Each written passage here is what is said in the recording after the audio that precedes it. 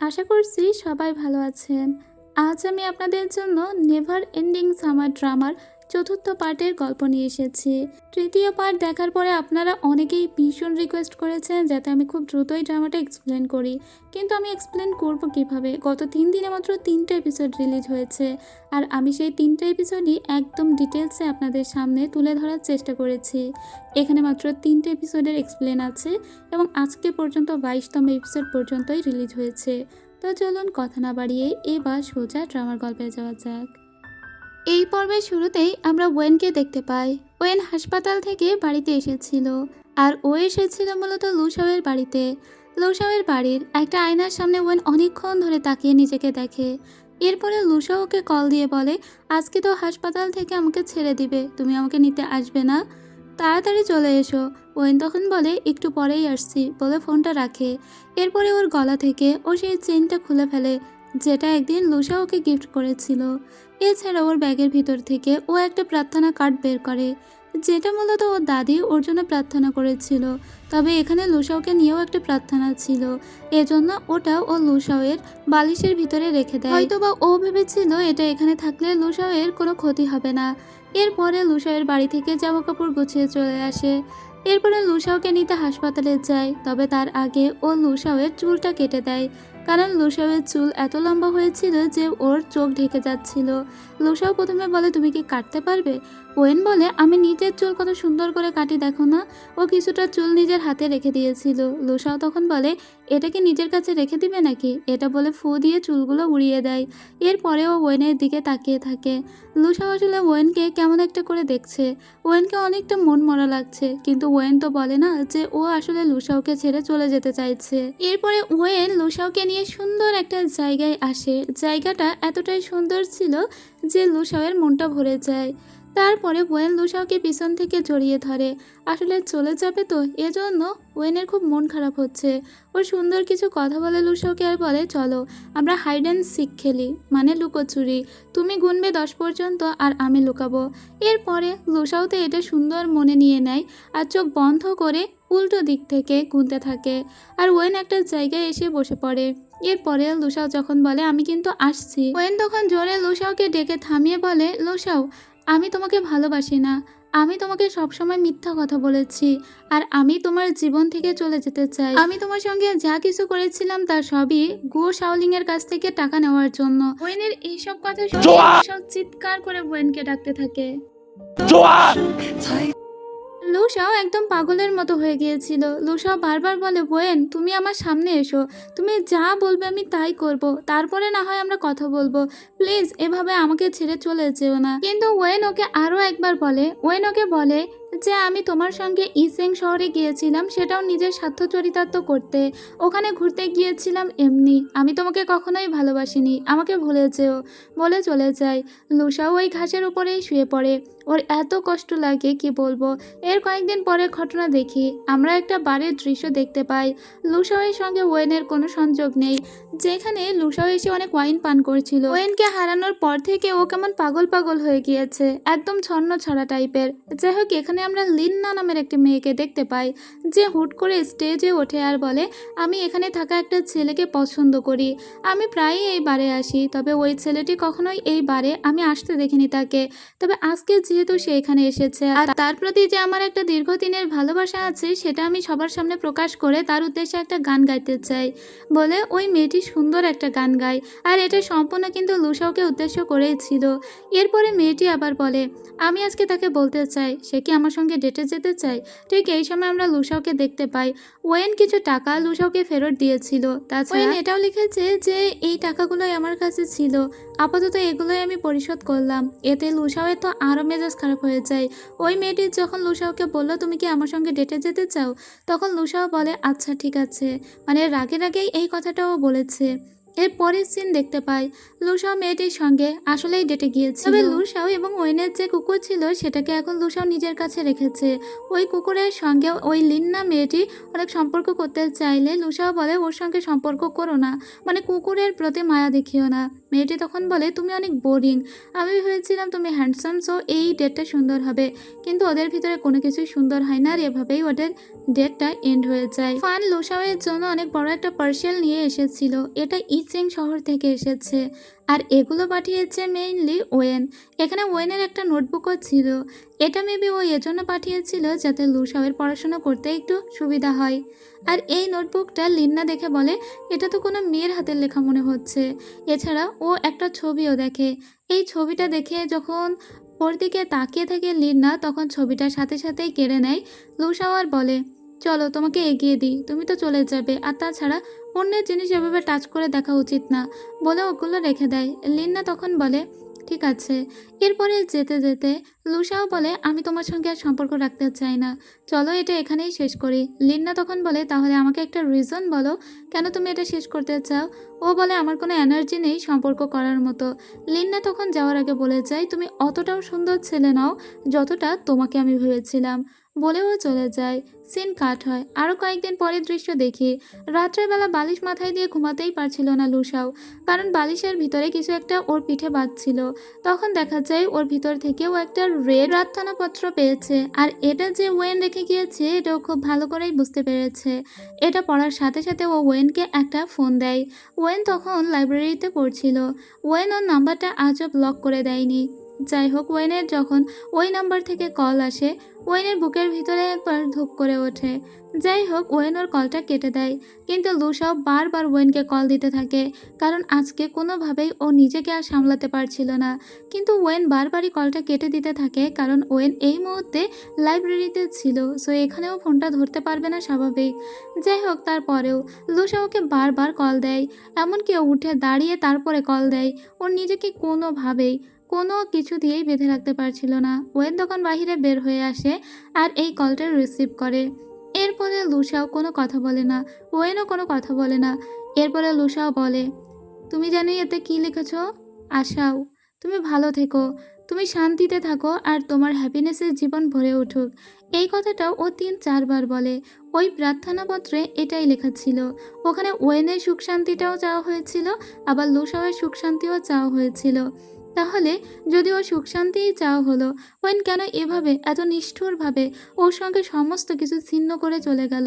এরপরে ও ওয়েনকে বলে, তুমি শুধু একবার আমাকে বলো তুমি আমাকে ভালোবাসো, তুমি যদি ফিরে এসো আমি সমস্ত কিছু ভুলে যাব, আমি তোমাকে মাফ করে দিব, তুমি শুধু একবার বলো যে তুমি আমাকে ভালোবাসো।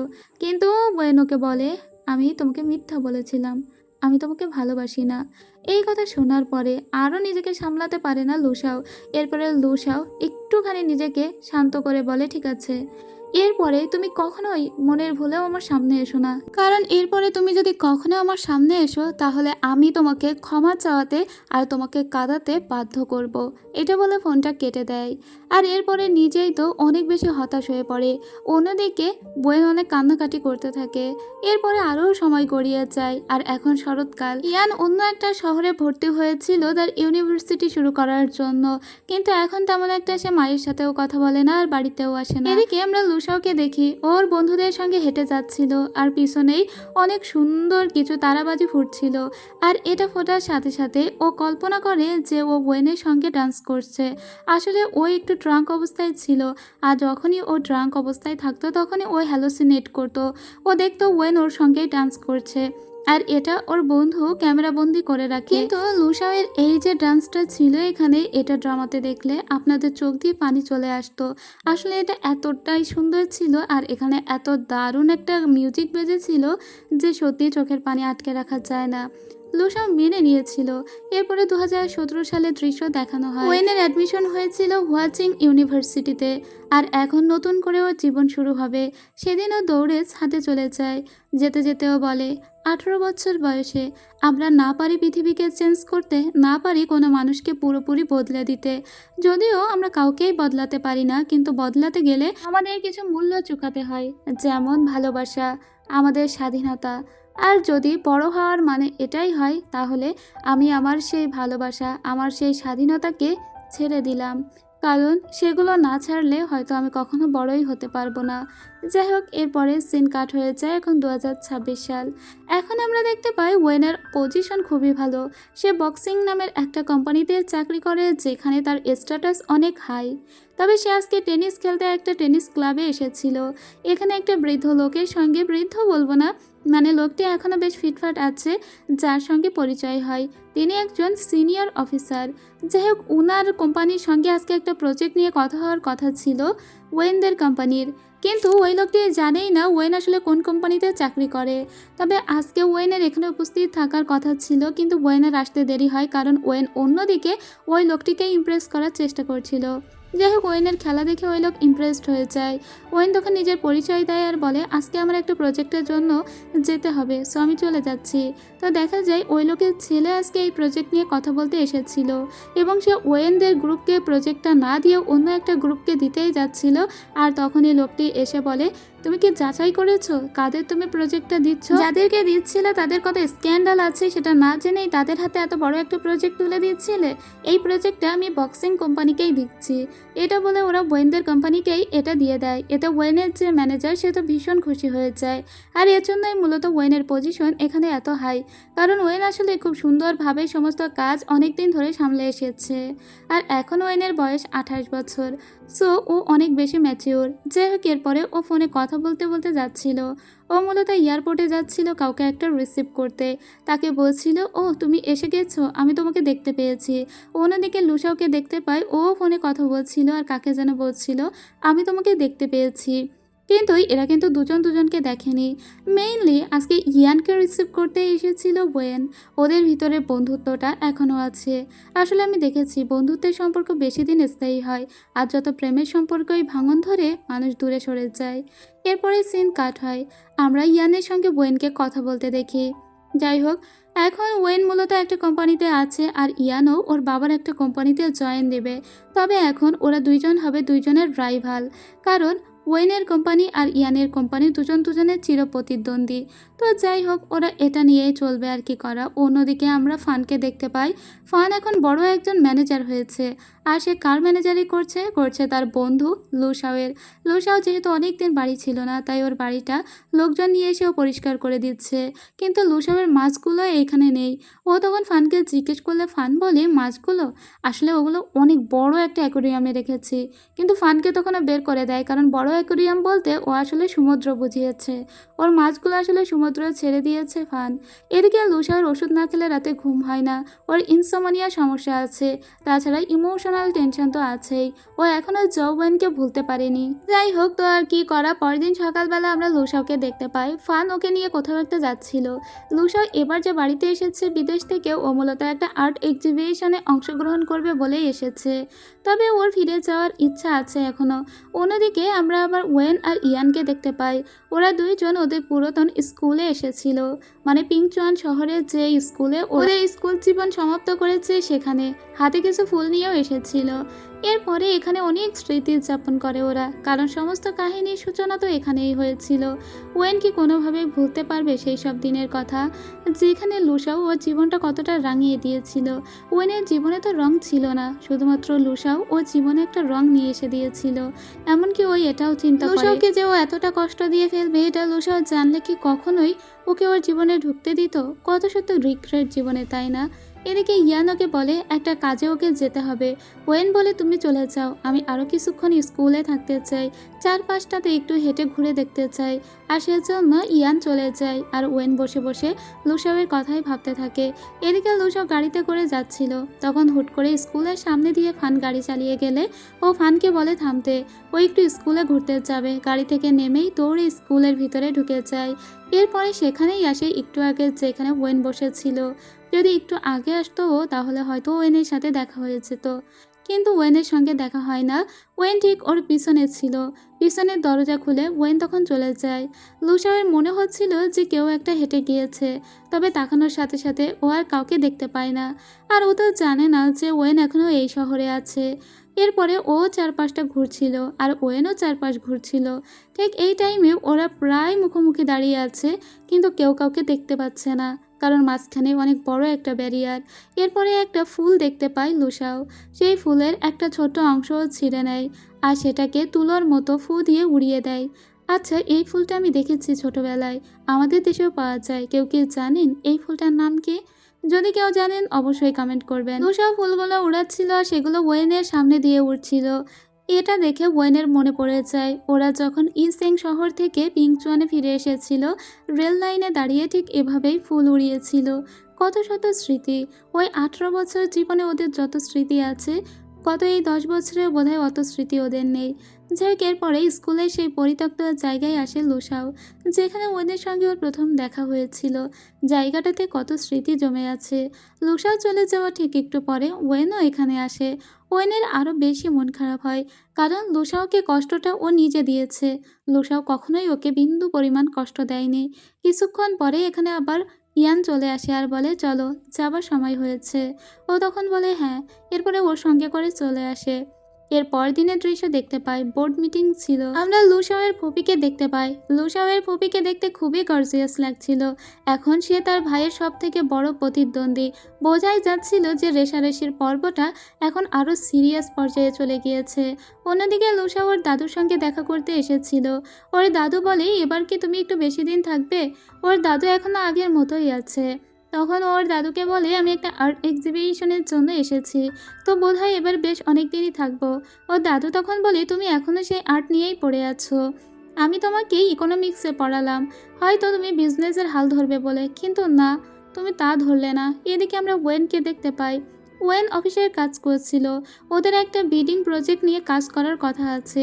অনেক বড় একটা কোম্পানির সঙ্গে ওদের লড়াই হবে। ও তখন সবাইকেই বলে, এটা নিয়ে এত চিন্তিত হওয়ার কিছু নেই, ও ওই সেই বড় কোম্পানির সঙ্গেই লড়াইটা করবে। এদিকে লুসাওকে দেখানো হয়। লুসাও ওর মনে যা আসতো সেই সমস্ত কিছু ইমাজিনেশন দিয়ে ও ছবি আঁকার চেষ্টা করত। তখনই ওর ফুপি ওকে কল দিয়ে বলে, কি ব্যাপার মিস্টার, তুমি ফিরে এসেছো অথচ আমার সঙ্গে একবার দেখা করলে না। তোমার কি আমাকে আর মনে নেই নাকি? আমাকে কি ভুলে গিয়েছো বড় হয়ে গিয়েছো বলে? ও তখন ওর ফুপিকে বলে, তুমি তো এমনি এমনি কল দাওনি, তা আমি জানি, কিন্তু দেখো ফুপি, আমার এইসব বিজনেসের ব্যাপারে সত্যি বলতে কোনো আগ্রহ নেই, আর তাই আমি এসব নিয়ে কথা বলতেও চাই না। এখন একটু আমি নিজের মতো থাকতে চাই। আমি আমার আর্ট এক্সিবিশনের জন্য এসেছি, তাই এটা নিয়েই থাকতে চাই। আচ্ছা ঠিক আছে, যখন আমার ভালো লাগবে আমি তোমার সঙ্গে দেখা করে নিব, তোমাকে রান্না করে খাওয়াবো, ঠিক আছে? ওর ফুপি তখন বলে, আচ্ছা ঠিক আছে, তোমার প্রতি কোনো জোর জবরদস্তি নেই, কিন্তু তুমি যে বড় হয়ে গিয়েছো, ফুপির উপর কথা বলছো তা বোঝাই যাচ্ছে। এরপরে ওর বাড়িতে ফান আসে। ফান পুরো লাগেজ গুছিয়ে নিয়ে এসেছে। ও বলে, কি ব্যাপার, তুমি এসব গুছিয়ে কেন এসেছো?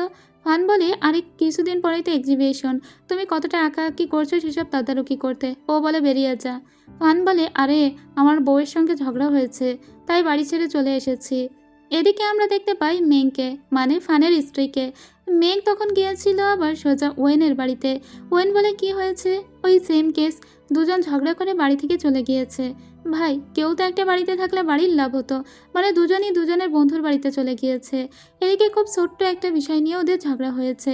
সেটা হলো মেঘের জন্মদিন ছিল। সেই জন্মদিনে মেঘ একটা পারফিউম চেয়েছিল, কিন্তু বোধহয় ফান ওটা ভুলভাল করে অন্য কিছু দিয়েছিল, আর এজন্যই মূলত ঝগড়াটা হয়েছে। এখন ফানের তো তার বইয়ের উপর অনেক রাগ।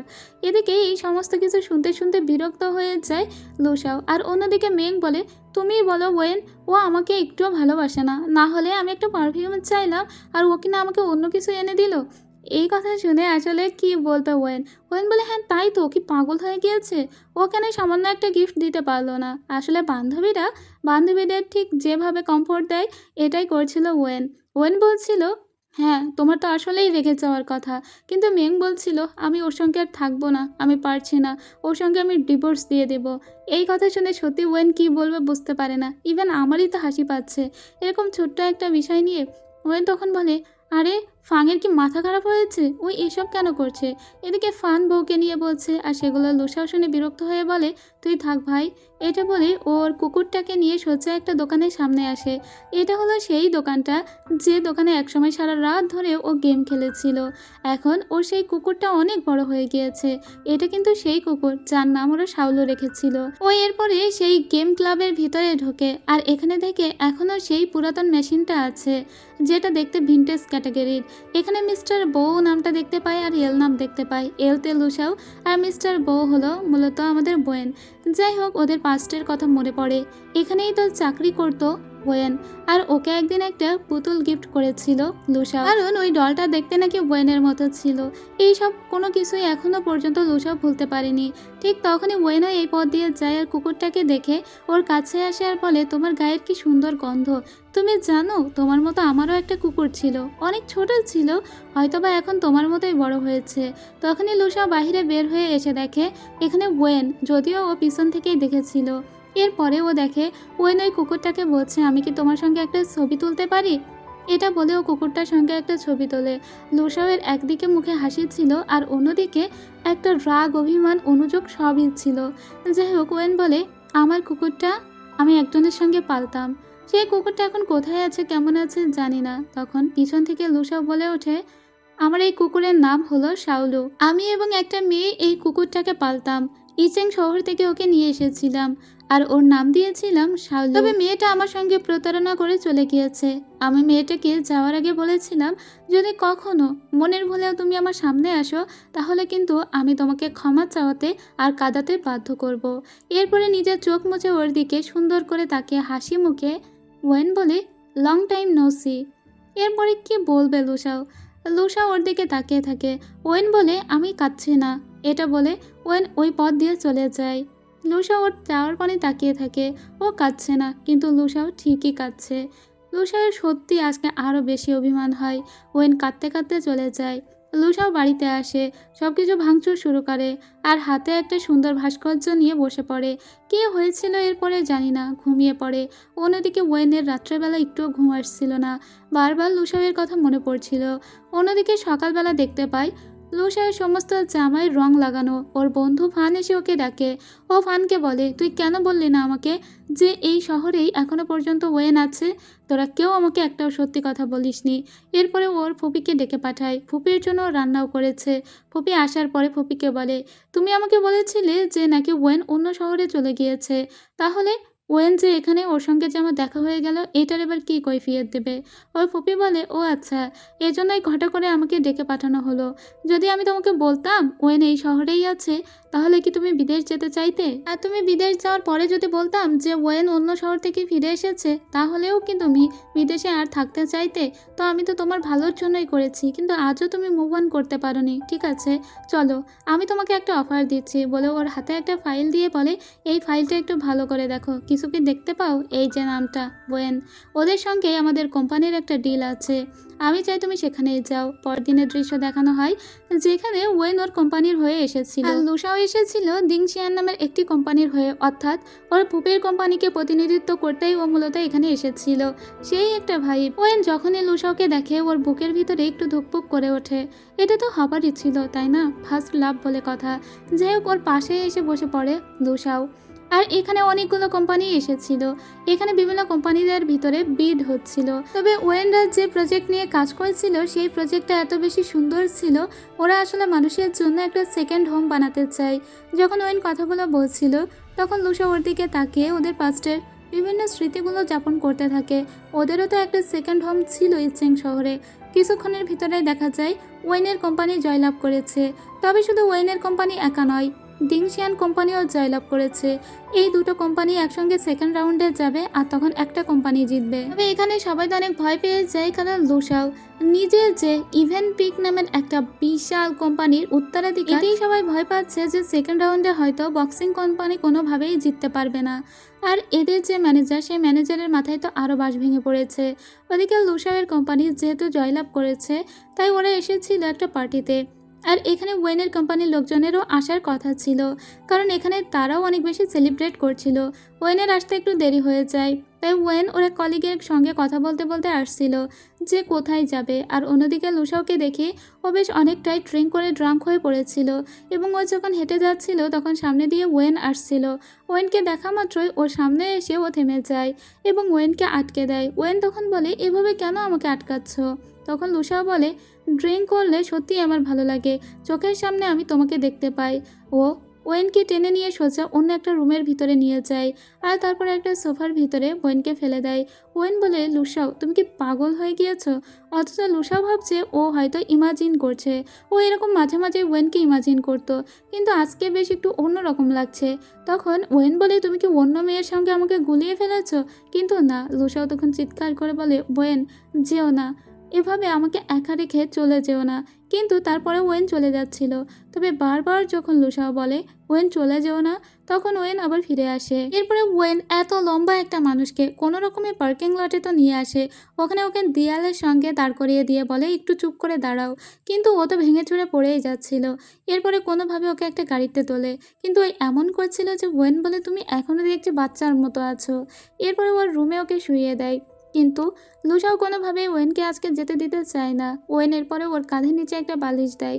এরপরে লুসাও জোর করে ওয়েনের মাথাটা ওর দিকে টেনে আনে আর বলে, তুমি কেনই আমার সাথে এরকম করলে, বলে ওকে একটা ভীষণ মিষ্টি চুম্বন দেয়। যদিও এতে ওয়েন একদম প্রথমে প্রস্তুত ছিল না, কিন্তু পরবর্তীতে ওয়েন নিজেও প্রস্তুত হয়ে যায়। এরপরে ওয়েন ওখানে অনেকক্ষণ বসে থাকে। লুসাওয়ের সমস্ত মুখে ও হাত বোলায়। লুসাওয়ের জন্য ওর নিজের অনেক কষ্ট হচ্ছে। লুসাও ওকে বলে, কেন ওয়েন এতটা নিষ্ঠুর তুমি আমার উপর কেন হলে? আমি সব সময় তোমাকে স্বপ্ন দেখি, আর আজকেও মনে হচ্ছে আমি তোমাকে স্বপ্ন দেখছি। আসলেই ওয়েন যে ওর কাছে আছে এটাই ও বুঝতে পারছে না। ওয়েন বলে, 10 বছর আগের গ্রীষ্মকালে যেটা হয়েছে সেটা এই গ্রীষ্মে আমি আর হতে দিব না। যাই হোক, পরদিন সকালের দৃশ্য দেখতে পাই। ফান এসেছিল আর এসে লুসাওকে জাগিয়ে তোলে। ফান বলে, তুমি কি রাগ করেছো ওয়েনকে আটকায়নি বলে? তখন লুসাও বলে, কি বলছো? ওয়েনকে আটকাওনি তা এটার কি মানে, বুঝলাম না। যাই হোক, এরপরে ফান বলে, এই যে খাবারগুলো কে তৈরি করেছো বলো তো? এগুলো আমি তৈরি করিনি, এগুলো আসলে ওয়েন তৈরি করে রেখে গিয়েছে। ওর খাবারের স্বাদই আলাদা। কিন্তু লুসাও তারপরেও এসব কোনো কিছু খায় না আর ফানকে বলে, তুমি ওর কথা বাদ দাও। আর তাছাড়া এই মুহূর্তে আমি আর্ট কিছু করতে পারবো না, আমি আসলে বিজনেস নিয়ে বিজি আছি। এই কথা শুনে ফান বলে, মানে এই এক্সিবিশনে তুমি যাবে না, কোনো আর্ট করবে না? ও তখন ফানকে বলে, তুই চলে যা, আমি কোনো কিছুই করবো না। ফান তখন বলে, আচ্ছা ভাই না করিস, তোর ফোনটা আমাকে একটু দিবি, আমি আসলে মেঙ্কি স্টোরি দিয়েছে ওটা দেখবো, সে আমাকে ব্লগ দিয়েছে। লুসাও বলে, ও আমাকেও ব্লগ দিয়েছে, তাই আমার থেকেও তুই দেখতে পারবি না, বলে ও দরজা বন্ধ করে দেয়। পরদিনের দৃশ্য দেখি। অফিসে আমরা দেখি যে সবাই ভয় পাচ্ছিল লুসাওয়ের সঙ্গে লড়াই করে ওরা পারবে না, কারণ লুসাও নিজে এত বড় একটা কোম্পানির প্রতিনিধি। কিন্তু কোনো ভয়ই পাচ্ছে না ওয়েন। ওয়েন বলে, তারপরেও আমরা সেকেন্ড রাউন্ডে যাব, আমাদের সর্বোচ্চটা দিয়ে চেষ্টা করব। ওরা চেষ্টা করলে কি হবে, লুসাও নিজেও বিজনেসের ভিতরে নিজেকে ইনভলভ করে ফেলেছিল। যেভাবেই হোক ওয়েনের কোম্পানিকে হারাতেই হবে। এদিকে ওয়েন কাজকর্ম করে ফিরছিল, তখনই ওর ইয়ানের সঙ্গে দেখা হয়। ইয়ান ওর জন্য ডিনারের ব্যবস্থা করেছে আর সেজন্য ওরা বসে বসে খাচ্ছিল। তো ইয়ান যে ওর প্রতি এত কেয়ারিং এটা দেখে ওয়েন বলে, মাঝে মাঝে না আমার মনে হয় তুমি আমার বড় ভাইয়ের মতো। এই কথা শুনে ইয়ান বলে, বড় ভাই? এরপরে ওয়েন বলে, না ছোট ভাইও বলা যায়, ছোট ভাইয়ের মতো। এই কথা শুনে ইয়ান বলে, তুমি কি আমাকে অন্যভাবে কখনোই দেখো না? তোমার প্রতি যে আমার একটা ফিলিংস আছে এটা কি তুমি বুঝতে পারো না? ও আসলে ঘুরিয়ে পেঁচিয়ে বলতে চাইলো, ওয়েন তুমি কি আমাকে ভালোবাসতে পারো না? কিন্তু ওয়েন তখন বলে, দেখো এখন আমার করার অনেক কিছু আছে, কাঁধে অনেক দায়িত্ব, আর রিলেশন করার মতো এনার্জি সত্যিই আমার নেই, সরি।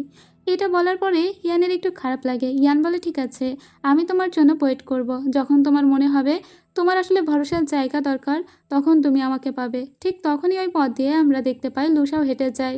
লুসাও বলে, তোমরা দুজনে এতগুলো খাবার অর্ডার করেছো, দুজনে এতগুলো খাবার শেষ করতে পারবে? ওকে দেখে তখন ইয়ান বলে, তুমি এখানে? ও তখন বলে, হ্যাঁ, আগামীকালকে আমাদের একটা বিডিং প্রতিযোগিতা আছে, তো আগামীকালকে তুমি কোনোভাবেই জিততে পারবে না।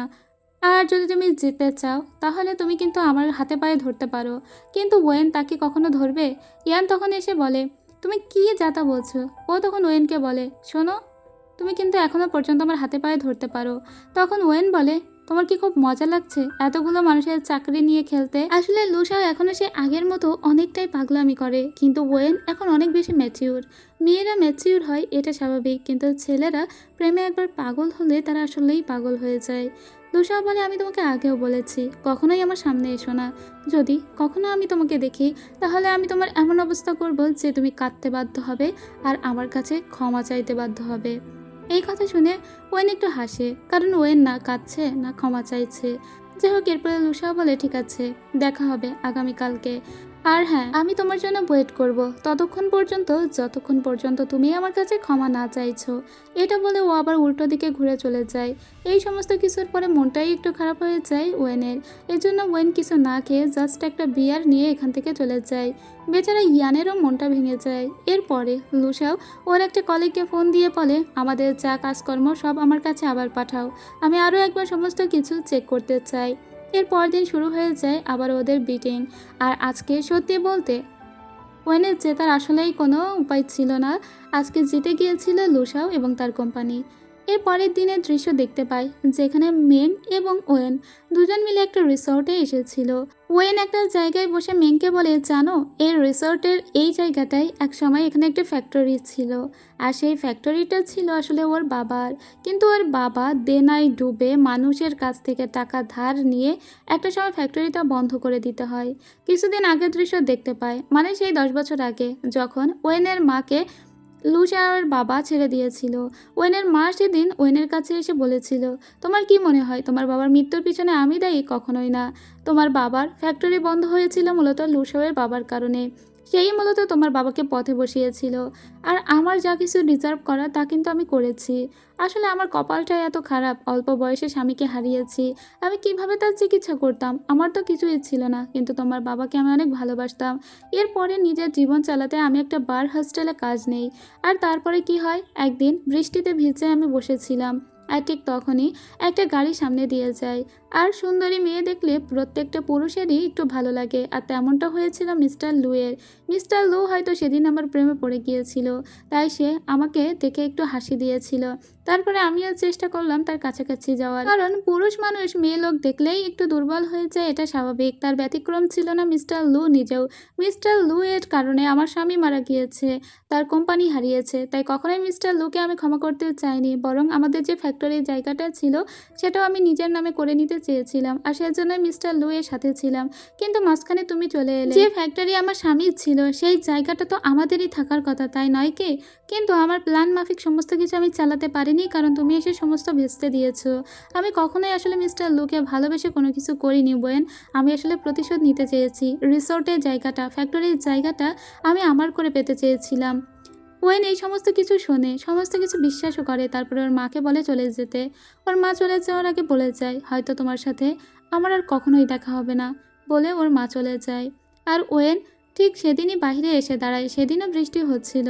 আর লুসাইয়ের বাবার দিকে তাকিয়ে থাকে আর মনে মনে প্রতিজ্ঞা করে, তোমাকে আমি ধ্বংস করে দিব যেভাবেই হোক। 10 বছর পরের দৃশ্য, যেখানে আমরা লুসাইয়ের ফুপিকে দেখি। লুসাইয়ের ফুপির কাছে একটা ফাইল নিয়ে এসেছিল ওয়েন। ওয়েন বলে, বক্সিং কোম্পানির সঙ্গে আগের একটা ডিল হয়েছিল আপনার ভাইয়ের, তার মানে মিস্টার লু জংয়ের, লুসাইয়ের বাবার। তার বিভিন্ন স্যাম্পল এখানে আছে, চাইলে সে আরও অনেক ইনফরমেশনই দিতে পারবে। সে আসলে চাইছিল বোন দিয়ে ভাইকে শেষ করে দিতে, কারণ সে নিজেও চায় লুসাওয়ের বাবা একদম পথে বসে যায়। মা একদিন ওকে বলেছিল, তুমি কখনোই পারবে না লুসাওকে আর তার বাবাকে মুখোমুখি দাঁড় করাতে, দুজনকে দুজনের বিরুদ্ধে লেলিয়ে দিতে। কিন্তু ওয়েন তা করেনি। ওয়েন কাজে লাগিয়েছে আসলে লুসাওয়ের ফুপিকে। ও ধ্বংস দেখতে চায় লুসাওয়ের বাবার। আর এর সাথে সাথে এই পার্টের গল্প শেষ হয়ে যায়। এখানে আমি মাত্র 3টা পর্ব এক্সপ্লেন করেছি। আসলে গত 3 দিন ধরে একটা করে এপিসোড রিলিজ হচ্ছে, মানে ড্রামাটা যে পর্যায়ে এসে বেশি করে দেখতে মন চাইছে সেখানে এসে মাত্র একটা করে এপিসোড রিলিজ হচ্ছে। তাছাড়া লাস্টের এপিসোডটা, মানে এখানে আমি মোট 20, 21 এবং 22তম এপিসোড এক্সপ্লেন করেছি। তবে 22তম এপিসোডটা আমি যে কোথা থেকে খুঁজে এনেছি, এজন্য ভিডিওর কোয়ালিটি, মানে একটা এপিসোডের কোয়ালিটি একটু লো মনে হবে আপনাদের। যাই হোক, আপনাদের সাথেই আমি খুব দ্রুত এক্সপ্লেন করার জন্যই মূলত এটা করেছি। আমি সবসময় চেষ্টা করি আমার ভিডিওর কোয়ালিটি হাই রাখতে, যাতে আপনাদের দেখতে একটুও বিরক্ত না লাগে। যাই হোক, তো আজকে এখানে শেষ করছি। এই পার্টের গল্প আপনাদের কতটুকু হৃদয়ে ছুঁয়ে গেল বা ওদের এখনকার অবস্থা কেমন লাগছে তা কিন্তু অবশ্যই জানাবেন। আমি তো পরের পর্বগুলো দেখার জন্য একদম অধীর আগ্রহে বসে আছি। তবে কি ওয়েন আবারও লুসাওকে কোনো কাজে লাগাতে পারে? কারণ ও তো এখনো পর্যন্ত চায় লুসাওয়ের বাবাকে শেষ করে দিতে, ওই রিসোর্টের জায়গাটা এখন নিজের করে পেতে, যেটা একসময় ওর বাবার ছিল।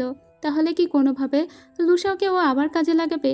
লুসাওয়ের তাহলে তো এবার সত্যি সত্যিই মেজাজটা খারাপ হয়ে যাবে, কারণ একটা মেয়েকে ভালোবেসেও কতবার বিশ্বাস করবে আর কতবারই ধোঁকা খাওয়ার শিকার হবে।